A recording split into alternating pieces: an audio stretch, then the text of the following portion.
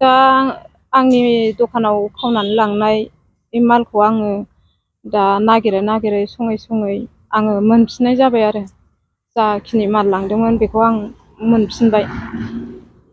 ओमफ्राय नागिरनानै दिनै 22 तारिखआव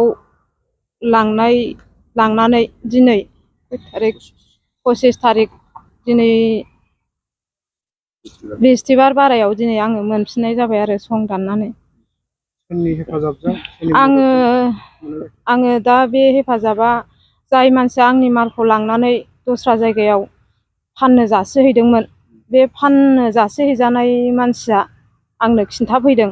बेनिफ्राय आङो मिन्थिनानै आङो बेखौ सं दाननानै मबाइल नाम्बार मोननानै बिदिनो फटक मोननानै आङो बेखौ हमनाय जादों आरो।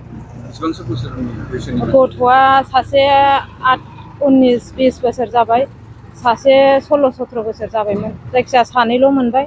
बिनि गेजेराव रायजो राजाया बुख्रेबजानो गिनानै आरो जेनेबा रायजोफ्रा मोननानै दहाय फुङाव आङो बिस्थिबार फुङाव